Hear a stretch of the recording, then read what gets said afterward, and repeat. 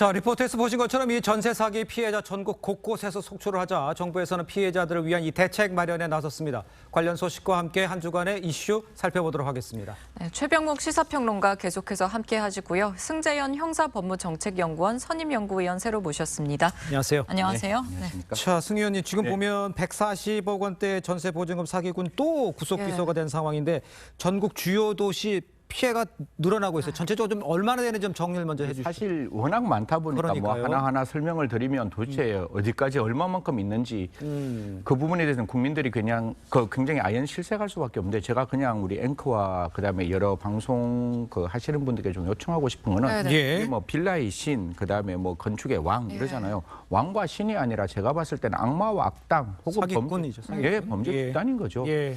이게 우리가 이야기하는 게 두 가지가 있습니다. 지금 빌라가 경기가 굉장히 이렇게 집값이 떨어지면서 사실상 집값이 떨어져서 깡통 정세가 될 수 있는 건 이건 정책의 문제이겠죠. 네. 이 이유를 어떻게 하느냐에 따라서 집값은 달라질 수가 있으니까요. 예. 사실 뭐 앞에서 이야기인데 제가 정부 이야기 되게 하기 싫어하는 사람인데 문재인 정부 때 굉장히 집값이 올라갔기 때문에 그 당시에는 아무런 문제가 없었어요. 이게 빌라가 전세가 올라가면 좀 집값이 올라가면 이런 일이 발생하지 않거든요. 그런데 사실 외국에서 금리를 올리다 보니까 우리나라도 금리를 올리고 집값이 떨어지다 보니까 발생한 이 전세 부분과 처음부터 작정하고 그 피해자들에게 전세금을 받아서 그 금액을 다른 어떤 그 사람에게 돌려주고 이 빌라를 깡통으로 만드는 이런 경우가 있었어요.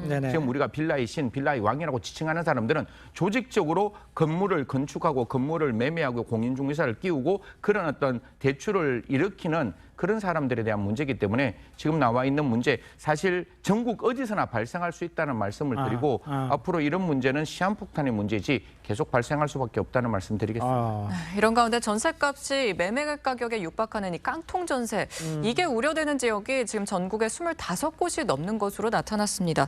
이렇다 보니까 더 커지는 거 아니냐 이거 좀 우려가 아니 나죠. 왜 그러냐면 지금 연립주택이나 다세대 주택 주로 이런 데가 이제 문제가 되고 있어요. 지금 말씀하셨듯이 그런데 집값이 계속 올라가면 뭐 사실 큰 문제가 안 될 수도 있는데 집값이 떨어지니까 집값이 오른 상태에서 전세금을 한 80% 이상에 살고 있었는데 집값이 떨어지니까 집값이 오히려 전세금보다 더 못하게 된 거예요. 맞아요. 팔아봤자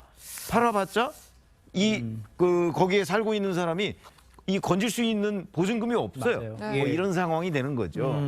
이런 것들이 전국에 이제 한 25곳 정도 된다고 하는데 사실은 지금 이 피해 사례를 계속해서 접수를 받고 있어요. 그렇게 되니까 아마 더 있을 가능성도 있어요. 그러니까 이번에 전국 각지에 지금 곳곳에서 이 뭐 사기를 비롯해서 뭐 이런 깡통 전세 뭐 이런 것들이 집값이 떨어지면서 지금 계속해서 불거지고 있는 거거든요. 그러니까요. 그러니까 이런 것들을 잘 파악해서 지금 대책을 세우고 있잖아요.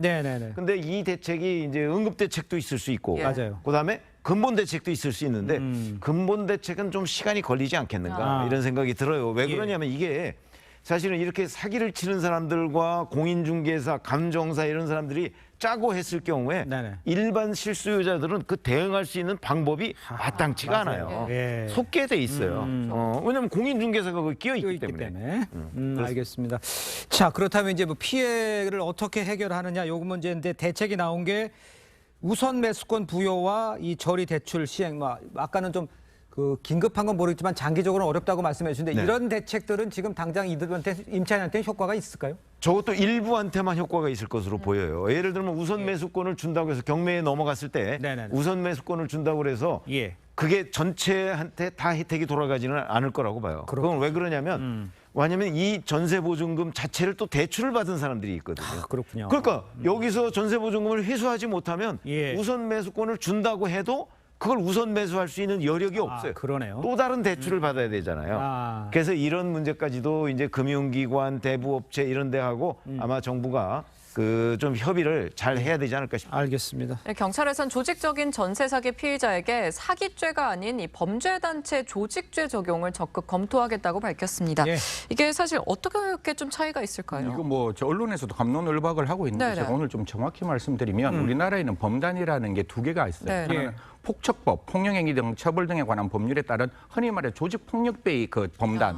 그 범단에 대해서는 수개나 4년까지 가기 때문에 거기는 굉장히 엄격합니다. 뭐 통솔체계가 있어야 되고 강령이 있어야 되고 계속성이 있어야 되고 그다음 업무의 분담이 있어야 되고 이런 것들이 다 필요한데 우리 형법 114조에는 그냥 범죄단체 조직 그냥 범죄 단체 및 집단 조직죄라는 게 있어요. 네. 그러면 단체와 집단이 있는데 그 단체는 범죄 단체 조직죄보다는 조금 낮다. 무슨 말인가 하면 폭척법보다는 조금 그 단체의 어떤 연계성이 낮을 수 있고 이거보다 더 중요한 거는 네네. 조주빈 사건 기억나시죠? 네네. 그때 보면 범죄 단체가 아니라 범죄 집단 조직죄라고 해서 네. 저희가 유엔에서 어떤 그 유엔 규범을 들어가면서 이행위법으로 만들고 그때 저도 이 이행위법에 좀 관여를 했었는데요. 범죄 집단은 훨씬 더 떨어집니다. 이게 뭔가 하면 그냥 계속성과 업무의 분담만 있으면 범죄 집단 조직죄는 가능한 거예요. 예, 그래서 네네네. 지금 검찰이나 경찰이 들여다보고 있는 거는 형법 114조 범죄 집단 조직죄로 가면 예. 충분히 가능할 수 있다. 이게 되면 관계되는 사람 우리가 맨날 방조범이라 그러잖아요. 옆에서 네네. 도와주는 사람 그냥 뭐 던지기 하고 옆에 그냥 관여 있는 사람 이런 사람들도 하나의 다 공동정범으로 똑같이 처벌할 수 있고 그 114조는 당의 범죄에서 목적으로 정한 형으로 처벌할 수 있어요. 네. 그러면 그게 특정 경제 가중 처벌 등에 관한 법률이나 예. 형법 347조에 해당되는 사기가 되면 그 사기에 정한 형으로 처벌할 수 있으니까 두 가지 범죄가 생기는 거죠. 그 경제에 관련된 범죄뿐만 아니라 범죄 집단 조직죄까지 처벌되면 두 가지 범죄가 만들어지고 관련자 전원을 공동정범으로 처벌할 수 있으니까요. 형이 강력하게 변할 수 있다. 이런 말씀드리겠습니다. 일단 이제 걱정이 이제 피해자들이잖아요. 근데 이제 이 피해자들이 원하는 게 뭔가 이런 걸 좀 보니까 전세금을 변제할 당시에 우선순위가 1순위가 은행이라는 거예요. 그래서 이제 2순위가 이제 임차인이 되니까 이걸 좀 바꿔달라 이런 요구를 하는데 이게 현실적으로 가능한 건지 이게 할 수가 있습니까? 아니 물론 법을 바꾸면 가능합니다. 법을 바꾸면. 지금 현재는 이제 그 만약에 경매나 이런 거로 넘어가면 네. 그러면 이제 은행하고 국세 이런 거를 먼저 가져가게 돼 있거든요. 그러니까요. 그 다음에 이제 임차인이. 그 임차인이 예. 그 하겠는데 이 순위를 바꿔달라는 건데 네네. 그게 이제 요구 사항이긴 합니다만은 예. 이렇게 되면 결국은 그러면 은행은 어디 가서 그 돈을 찾을 수 있을까요? 네, 그러니까요. 그러면 결국 과거에 왜 IMF 직후에 공적자금 얘기를 했잖아요. 네, 그렇습니다. 그러면 이게 은행에 그대로 손실이 될 가능성이 있거든요. 아하. 결국 나라 돈으로 메워줘야 되는 문제가 생길 수가 있어요. 예. 그러니까 이 선후 관계 물론 법 바꾸면 충분히 가능합니다만 네. 그러나 그런 그때 어떤 일이 벌어질 것인가, 국가가 어디까지 책임져야 될 것인가 이런 논의를 시작해야 될 단계입니다. 그렇군요. 또 걱정인 게 이번 사건으로 자책하는 피해자들이 좀 많다고 전해지는데요. 예. 하지만 이렇게 피해가 규모가 좀 커진 건 공인중개사부터 감정사까지 공범으로 세웠던 이 악성 임대인 때문이 아닐까 좀 싶거든요. 그럼 이 사기 자체를 좀 막아야 할 방법이 필요할 것 같은데. 일단 현실적인 방법 하나 그리고 예. 장기적으로 국가가 가져가야 될 방향 두 가지를 말씀드리면 예. 그냥 제 딸이 이런 어떤 빌라에 들어갈 수가 있는 상황이잖아요. 그렇죠. 그러면 첫 번째 이거 조금 우리가 같이 한번 했으면 좋겠어요. 물론 전세로 들어가고 싶죠. 그 돈 받으면 좋은데 네. 이게 시세를 알 수 없고 이 사기꾼들이 어디에 있는지를 모르면 예. 첫 번째 저는 월세로 가는 게 조금 더 안전하다는 말씀 드리겠습니다. 아하. 그게 일반 청년들 입장에서는 그 월세가 굉장히 부담스럽겠지만 그렇죠. 목돈을 날리는 것보다는 네. 안전할 수 있으니까요. 웬만하면 제가 봤을 때는 목돈이 들어가는 전세보다 월세 쪽으로 가는 게 좋다는 말씀드리고 딱 두 가지 그 다음에 단계 장기적으로 그 한 가지를 더 말씀드리면 예. 아니 저는 이상한 게 2,000채를 가지는데 어떻게 국가가 그 사람에게 2,000채의 소유권을 인정할 수 있는 방법을 만드는지를 모르겠어요. 물론 캐피탈리즘 자본주의이기 때문에 내가 무슨 사업을 하는 건 괜찮은데 네. 이때 예를 10채를 가졌으면 우리가 보증금 반환 채권이라는 게 있잖아요. 예. 돌려줘야 집주인이 채무자잖아요. 그럼 그만큼 돈의 일정 부분을 어디에 디파짓할 수 있는 그런 제도를 만들어야 되는 거예요.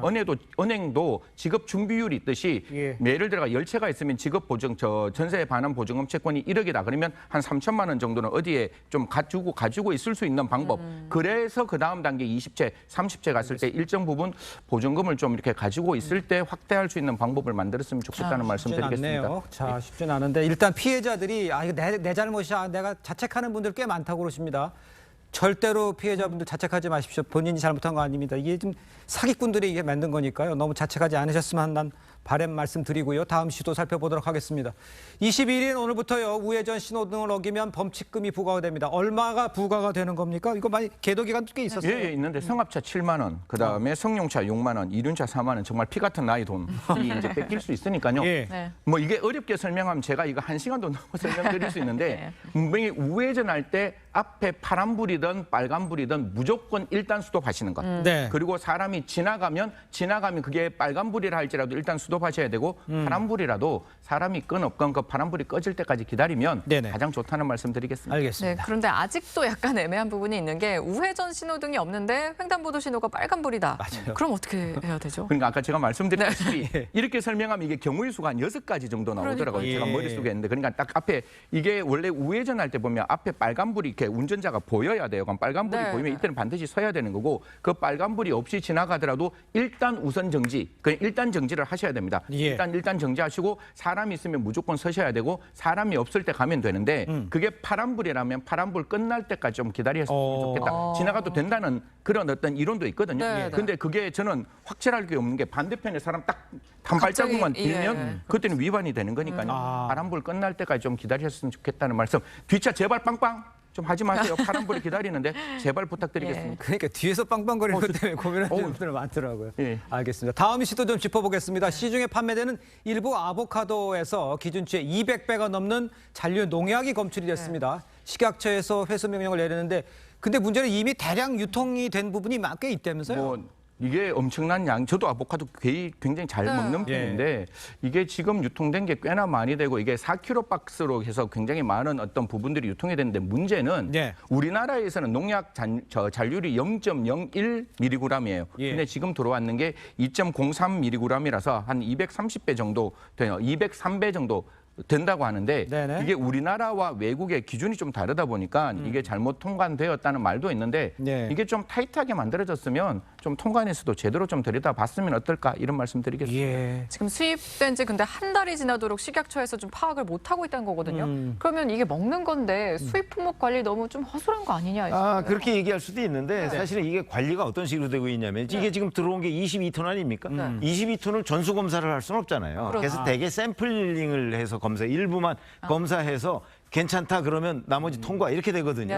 근데 이거는 이제 일부를 검사했을 때 괜찮다고 아마 판정을 받아서 들어왔는데 이제 그 검사한 거 외에 다른 데에서 이제 이런 그 농약이 검출이 된 것으로 보여요. 예. 그렇다고 해서 지금 인력이나 장비나 이런 거로 볼 때 전수 검사를 할 수는 없는 거고요. 네네. 다만 이게 이제 업체에서 이 들여온 업체에서 혹시 이 뭐 속인 부분은 없는 건지 지금 업체는 이제 해명을 하고 있긴 한데 그런 거는 한번 좀 점검을 해볼 필요가 있겠다 이렇게 말씀드리겠습니다. 그렇네요. 네.